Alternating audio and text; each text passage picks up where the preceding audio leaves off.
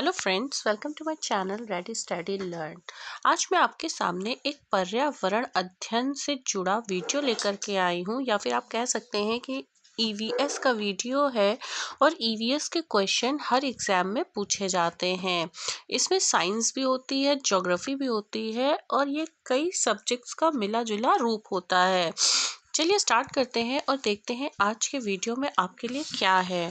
अगर आपने अभी तक मेरा चैनल सब्सक्राइब नहीं किया है तो आप सबसे पहले मेरा चैनल सब्सक्राइब कर लीजिए, ताकि आप तक ऐसे ही इंफॉर्मेटिव वीडियोस पहुंचते रहें। तो फर्स्ट क्वेश्चन है, ग्रीन हाउस गैस प्रोटोकॉल क्या है? तो ग्रीन हाउस गैस प्रोटोकॉल है, आप ऑप्शन पढ़ लीजिएगा, मैं आपको करेक्ट आंसर बता देती हूँ। यह वर्ष 2022 तक ग्रीन हाउस गैस उत्सर्जन को एक विनिर्दिष्ट स्तर तक कम करने हेतु संयुक्त राष्ट्र के सभी देशों द्वारा अनुसमर्थित एक अंतः सरकारी समझौता है। नेक्स्ट क्वेश्चन, पर्यावरण व पारिस्थितिकी का जैविक घटक क्या है? तो पर्यावरण व पारिस्थितिकी का जैविक घटक है वनस्पति। अब जैविक घटक क्या होते हैं आप ये भी समझ लीजिए। पर्यावरण के जैविक घटक उत्पादक, उपभोक्ता और अपघटक हैं। इसके उदाहरण पौधे, जानवर और मनुष्य आदि हैं। सभी जीवित चीजें पर्यावरण के जैविक घटक में शामिल हैं, यानी जो भी चीजें जीवित होती हैं वो सब होती हैं जैविक घटक। जैसे यहाँ मृदा, जल और वायु ये जैविक नहीं है, जबकि वनस्पति यानी जो हमारे पेड़ पौधे होते हैं ये जैविक घटक है। आगे देखते हैं, पर्यावरण एवं पारिस्थितिकी का भौतिक घटक क्या है? अभी आपने ऊपर जैविक घटक देखा था, अब नीचे क्वेश्चन है भौतिक घटक क्या है? तो इसका सही उत्तर है प्रवाहित जल। चलिए अब जान लेते हैं भौतिक घटक क्या होते हैं। भौतिक घटक या संघटक के अंतर्गत सामान्य रूप से स्थलमंडल, वायुमंडल तथा जलमंडल को सम्मिलित किया जाता है। इन्हें क्रमशः मृदा, वायु तथा जल संघटक भी कहा जाता है। आगे देखते हैं, जीवों तथा पर्यावरण के पारस्परिक संबंधों का अध्ययन क्या कहलाता है? तो जीवों तथा पर्यावरण के पारस्परिक संबंधों का अध्ययन कहलाता है पारिस्थितिकी। अब यहाँ पर जीवों तथा पर्यावरण के पारस्परिक संबंधों का मतलब है कि जो जीव है और जो पर्यावरण है वो दोनों एक दूसरे से जुड़े हुए हैं, एक दूसरे पर निर्भर हैं। आगे देखते हैं, इकोलॉजी, जिसे हिंदी में पारिस्थितिकी कहते हैं, तो शब्द का सर्वप्रथम प्रयोग किसने किया था? तो इकोलॉजी का सर्वप्रथम प्रयोग किया था अर्नेस्ट हैक्ल ने। नेक्स्ट, वन के पारिस्थितिक तंत्र में कवक को किस समूह में सम्मिलित किया जाता है? अब ये इम्पोर्टेंट क्वेश्चन है कि जो वन के पारिस्थितिक तंत्र में जो कवक होते हैं, इनको समूह जो होता है इनका, उसको बोलते हैं अपघटनकर्ता। अपघटनकर्ता को इंग्लिश में डिकम्पोजर्स भी कहते हैं। चलिए इसका इम्पोर्टेंट पॉइंट देख लेते हैं। कवक एक्लोरोफिलस जीव है जो मृत और सड़ने वाले कार्बनिक पदार्थों को खाते हैं। एक पारिस्थितिकी तंत्र में कवक डिकम्पोजर के रूप में कार्य करते हैं, यानी जो जीव जंतु जो सड़ जाते हैं, गल जाते हैं मृत होने के बाद, उन्हें ये खाकर उन्हें डिकम्पोज कर उसकी सफाई कर देते हैं। जलवायु परिवर्तन से सर्वाधिक प्रभावित होने वाले देशों की सहायतार्थ किसे बनाया गया है? तो इसका सही उत्तर है ग्रीन क्लाइमेट फंड। नेक्स्ट, वनों को नष्ट करने, जिसको इंग्लिश में बोलते हैं डिफॉरेस्टेशन, का कुप्रभाव क्या पड़ता है? यानी जो वनों को नष्ट किया जाता है, पेड़ पौधों को काटा जाता है, उसका एक गलत प्रभाव, कुप्रभाव क्या होता है? मृदा अपरदन। मृदा अपरदन जिसे इंग्लिश में हम बोलते हैं सॉइल इरोजन, क्योंकि जो वृक्ष होते हैं उनकी जड़ें जो होती हैं वो मिट्टी को पकड़ के रखती हैं, बांध कर रखती हैं, जिससे बारिश या हवा या अन्य कोई जो एटमॉस्फेयर में इफ़ेक्ट होता है वो उसको प्रभावित नहीं करते हैं। लेकिन जब वनों को नष्ट कर दिया जाता है, पेड़ों को काट दिया जाता है, तो ये पकड़ नहीं रह जाती है और मृदा जो होती है वो जल के प्रभाव में आकर या हवा के प्रभाव में आकर के एक जगह से दूसरी जगह स्थानांतरित हो जाती है, जिसे बोलते हैं सॉइल इरोजन। आई होप आपको ये वीडियो समझ में आ रहा होगा। नेक्स्ट, पहाड़ों पर काफ़ी नमी व जल होता है, फिर भी यहाँ मरुद्भिद क्यों होते हैं? मरुद्भिद वही चीज़ है सॉइल इरोजन, यानी पहाड़ों पर काफ़ी नमी और जल होती है लेकिन फिर भी वहाँ पर सॉइल इरोजन हो जाता है। क्यों? क्योंकि ढलानों के कारण पानी बह जाता है और पौधों द्वारा उपयोग में नहीं लाया जाता है। जैसे बड़े बड़े पहाड़ों पे आपने देखा होगा कि सीढ़ीदार खेती की जाती है, तो सीढ़ीदार खेती इसीलिए की जाती है ताकि जो ऊपर की मिट्टी होती है वो बहकर कहीं अन्य नदी, तालाब या अन्य स्थान पर ना चली जाए, तो ऊपर से लेयरिंग होती है। जैसे ये सीढ़ीदार खेती है, एक सीढ़ी बनी होती है, फिर 2 सीढ़ी, 3 सीढ़ी, ऐसे कई सीढ़ियाँ होती हैं। तो ऊपर की सॉइल नीचे आ जाती है, यहाँ की सॉइल नीचे चली जाती है, मतलब सॉइल का सदुपयोग होता रहता है, सॉइल वेस्ट नहीं होती है। इसीलिए पर्वतीय क्षेत्रों पे सीढ़ीदार खेती की जाती है। आगे देखते हैं, प्राकृतिक पारिस्थितिक तंत्र का उदाहरण क्या है? अब प्राकृतिक पारिस्थितिकी तंत्र क्या होता है? जो प्राकृतिक रूप से बने हैं, जिन्हें मनुष्यों ने नहीं बनाया है, तो उसका उदाहरण है झील। नेक्स्ट, कृत्रिम पारिस्थितिकी तंत्र का उदाहरण क्या है? अब जैसे आपको नाम से पता चल रहा है कृत्रिम यानी आर्टिफिशियल, तो देखिए एग्जाम्पल आपको दे रखा है यहाँ पर प्रवाल भित्ति, वेटलैंड, खेत और नदी। तो इसमें जो कृत्रिम है वो है खेत। आगे देखते हैं, लवणीय जल पारिस्थितिक तंत्र का उदाहरण क्या है? लवणी यानी सॉल्टी वाटर, यानी पानी में नमक की मात्रा का होना, तो इसका सही उत्तर होगा प्रवाल भित्ति। आगे देख लेते हैं, महासागर, प्रवाल भित्तियां और नदमुख सभी समुद्री पारिस्थितिक तंत्र के उदाहरण हैं। नेक्स्ट क्वेश्चन, स्वच्छ जल पारिस्थितिक तंत्र का उदाहरण क्या है?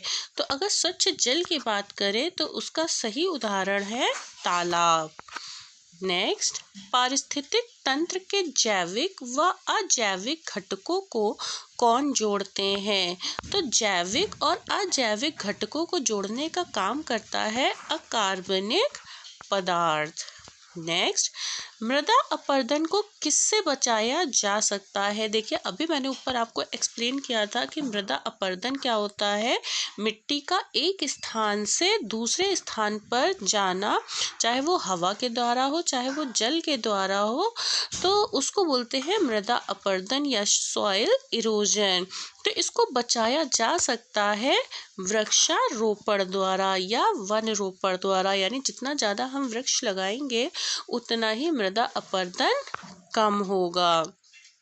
आगे देखते हैं, एक पारिस्थितिक तंत्र में उत्पादकों एवं उपभोक्ताओं की संख्या को कौन निश्चित करते हैं?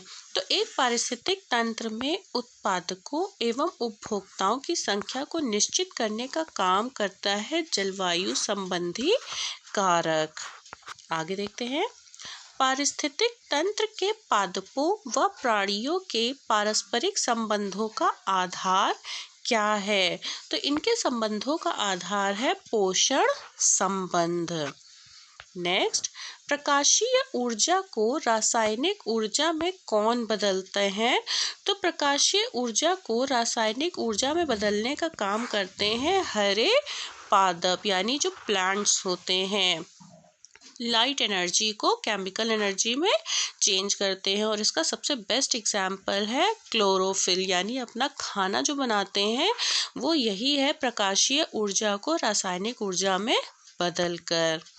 नेक्स्ट, पारिस्थितिक तंत्र के स्वपोषी घटक कौन होते हैं? अब इस क्वेश्चन को सॉल्व करने के लिए सबसे पहले आपको ये जानना चाहिए कि स्वपोषी घटक क्या होते हैं। तो पहले इसका इम्पोर्टेंट पॉइंट देख लेते हैं। स्वपोषी घटक क्या होते हैं?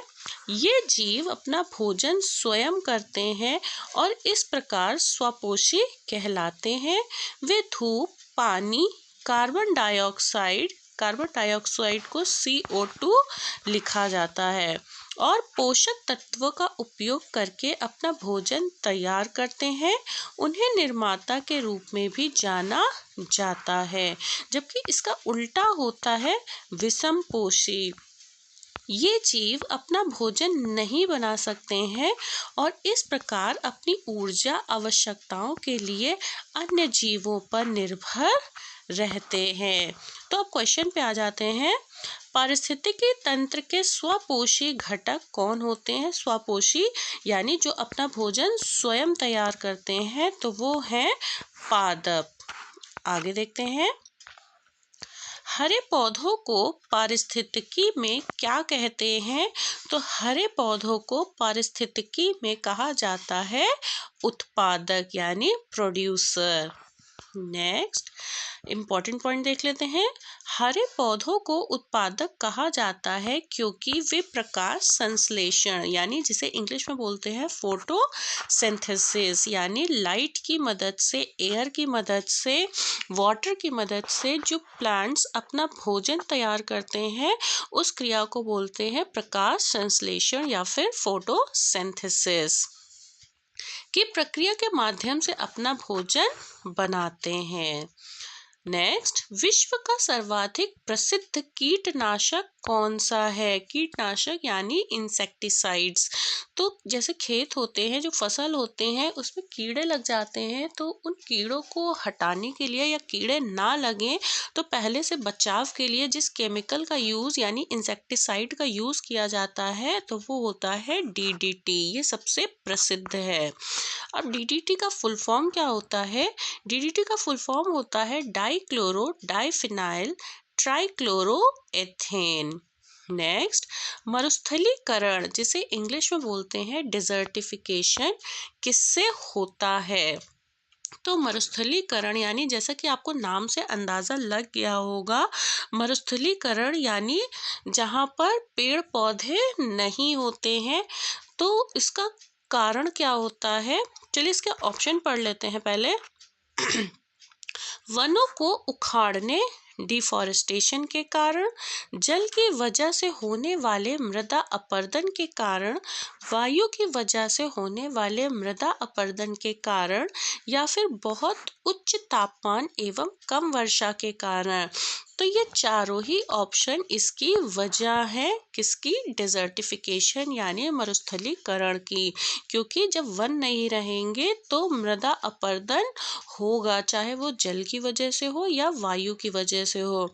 और दूसरी बात, अगर बहुत उच्च तापमान होगा और कम वर्षा होगी तो भी पेड़ पौधे पनप नहीं पाएंगे, सूख जाएंगे।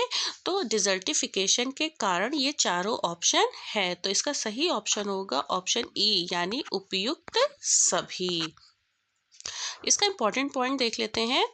मरुस्थलीकरण के प्राथमिक कारणों में अधिक चराई, अधिक खेती, आग में वृद्धि, पानी को घेरे में बंद करना, वनों की कटाई, भूजल का अत्यधिक इस्तेमाल, मिट्टी में अधिक लवणता का बढ़ जाना और वैश्विक जलवायु परिवर्तन शामिल है।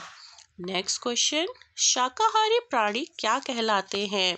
तो शाकाहारी प्राणी कहलाते हैं प्राथमिक उपभोक्ता। उपभोक्ता भी देखिए कई प्रकार के होते हैं, प्राथमिक होते हैं, द्वितीयक होते हैं और तृतीयक होते हैं। तो जो शाकाहारी प्राणी होते हैं वो प्राथमिक उपभोक्ता होते हैं। नेक्स्ट, कुत्ता किस वर्ग में आता है? तो कुत्ता जो होता है वो द्वितीयक उपभोक्ता होता है। नेक्स्ट, सर्वाहारी जंतु, जिसे हम मिश्रित उपभोक्ता भी कहते हैं या फिर इंग्लिश में बोलें तो ओमनीवोर्स बोला जाता है इनको, किस वर्ग में आते हैं?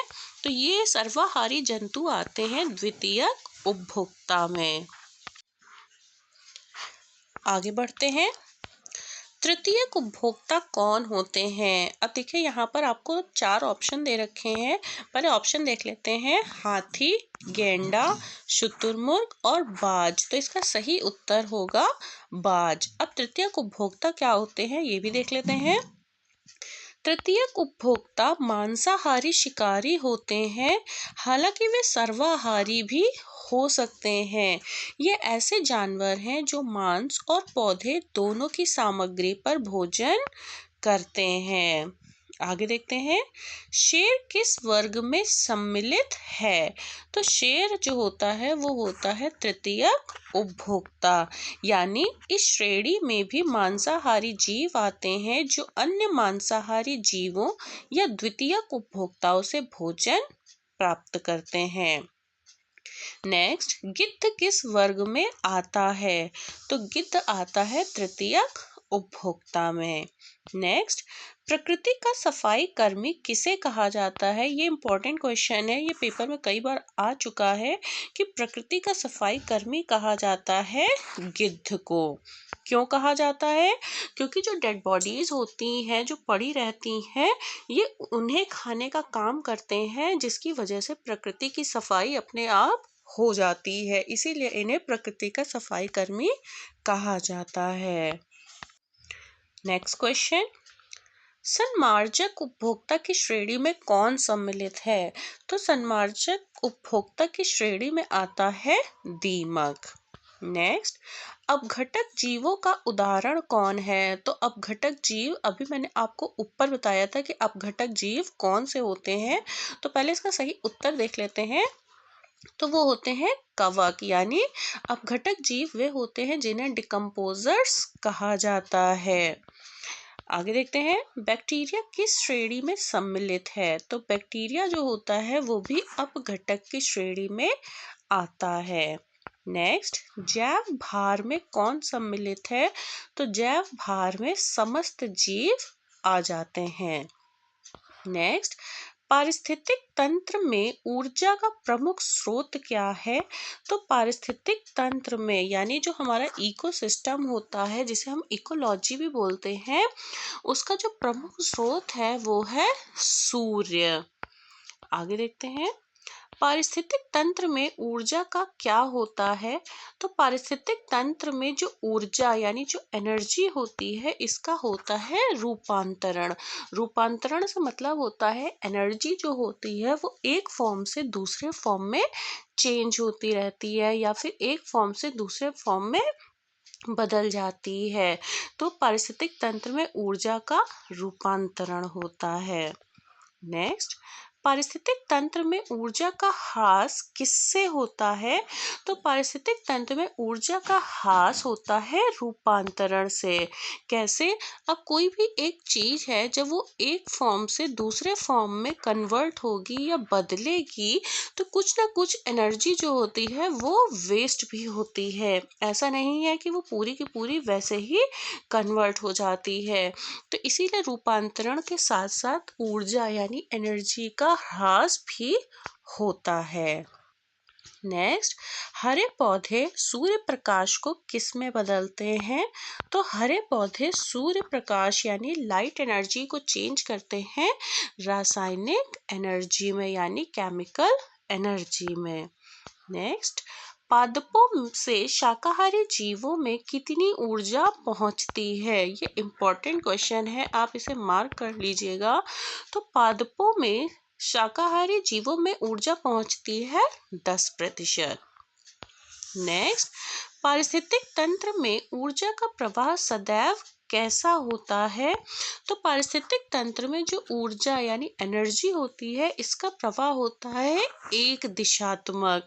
जैसे आपने फूड चेन या आपने फूड वेब पढ़ा होगा, उसमें आपने देखा होगा कि जैसे प्लांट्स होते हैं, प्लांट्स को किसने खाया? उसको गोट ने खाया, गोट को किसने खाया? लायन ने खाया, है ना। तो एनर्जी क्या हो रही है? सिर्फ एक ही डायरेक्शन में मूव कर रही है, तो ये होती है एक दिशात्मक। ऊर्जा की दिशा सूर्य से उत्पादक तक और फिर ऊर्जा के पिरामिड के अगले स्तर तक होती है। इसको एक पिरामिड के फॉर्म में भी समझा जा सकता है, जिसके कई लेवल होते हैं, जैसे प्रोड्यूसर, प्राथमिक उपभोक्ता, द्वितीयक उपभोक्ता, तृतीयक उपभोक्ता और लास्ट में आते हैं अपघटक यानी डिकम्पोजर्स। तो ये एनर्जी जो होती है एक लेवल से दूसरे लेवल, दूसरे से तीसरे लेवल, ऐसे ही एक डायरेक्शन में मूव करती है और एक पिरामिड को फॉर्म करती है। नेक्स्ट, पारिस्थितिक तंत्र में ऊर्जा सदैव किस स्तर को प्रवाहित होती है? तो जो स्तर होता है वो होता है उच्च स्तर से निम्न स्तर को। नेक्स्ट क्वेश्चन, पारिस्थितिक तंत्र में विभिन्न रासायनिक तत्वों का प्रवाह कैसे होता है? तो विभिन्न रासायनिक तत्वों का प्रवाह होता है चक्रीय। नेक्स्ट, ऊर्जा का गैर परंपरागत स्रोत कौन सा होता है? ये बहुत इंपॉर्टेंट क्वेश्चन है कि परंपरागत और गैर परंपरागत स्रोत क्या होते हैं, वो अभी मैं आपको आगे बताऊंगी। पहले इस क्वेश्चन का आंसर देख लेते हैं। तो ऊर्जा का गैर परंपरागत स्रोत है सौर विकिरण।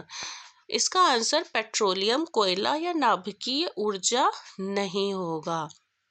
इंपॉर्टेंट पॉइंट देख लेते हैं।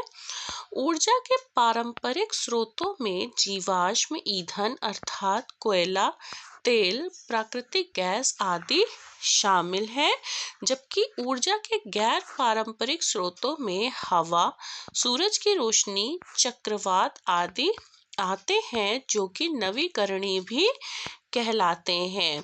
इन्हें नवीकरणीय स्रोत भी कहा जाता है और इन्हें अनवीकरणीय स्रोत कहा जाता है।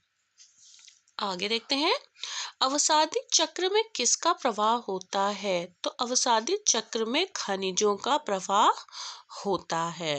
नेक्स्ट, खाद्य श्रृंखला की प्रत्येक कड़ी क्या कहलाती है? तो खाद्य श्रृंखला की प्रत्येक कड़ी कहलाती है पोषण स्तर। नेक्स्ट, हरे पादप भोजन श्रृंखला के किस स्थान पर होते हैं? तो हरे पादप यानी जो प्लांट्स होते हैं, वो अगर हम पिरामिड की बात करें तो वो सबसे फर्स्ट नंबर पे होते हैं, यानी प्रारंभ में होते हैं, क्योंकि सारी जो हमारी ऊर्जा या जो भी हमारी एनर्जी है, जो भी हमें पोषण मिलता है, वो हमें प्रारंभ से यानी पौधों से ही मिलता है। आगे देखते हैं, जीवों के मध्य भोजन प्राप्त करने के निश्चित पोषण क्रम को क्या कहते हैं? तो उसे कहते हैं खाद्य श्रृंखला। नेक्स्ट, जीवों में ऊर्जा का स्थानांतरण किसके द्वारा होता है? तो जीवों में ऊर्जा का जो स्थानांतरण होता है, स्थानांतरण मतलब एक से दूसरे में पहुंचना, वो होता है खाद्य श्रृंखला से। आगे देखते हैं, एकाधिक खाद्य श्रृंखला के किसी स्तर पर मिलने से क्या बनता है? तो एकाधिक खाद्य श्रृंखला के किसी स्तर पर मिलने से बनता है खाद्य जाल। नेक्स्ट, खाद्य श्रृंखला के अंतिम सिरे पर कौन होते हैं? यह भी मैंने आपको बताया कि अगर हम पिरामिड देखें तो उसमें सबसे पहले होते हैं प्लांट्स यानी प्रोड्यूसर, फिर आपने पढ़ा प्राइमरी, सेकेंडरी, टर्शरी और सबसे ऊपर होते हैं डिकम्पोजर्स यानी जिन्हें हम बोलते हैं अपघटक। नेक्स्ट, खाद्य श्रृंखला की सबसे कमजोर कड़ी कौन होती है? तो खाद्य श्रृंखला की जो सबसे कमजोर कड़ी होती है वो होती है सर्वोच्च उपभोक्ता। आई होप आपको मेरा ये वीडियो इन्फॉर्मेटिव लगा होगा और आपके काम का लगा होगा। अगर आपको मेरा ये वीडियो अच्छा लगा है तो प्लीज़ आप मेरे चैनल को सब्सक्राइब करिए, मेरे वीडियोस को लाइक करिए और इन्हें शेयर करिए। And thanks for watching.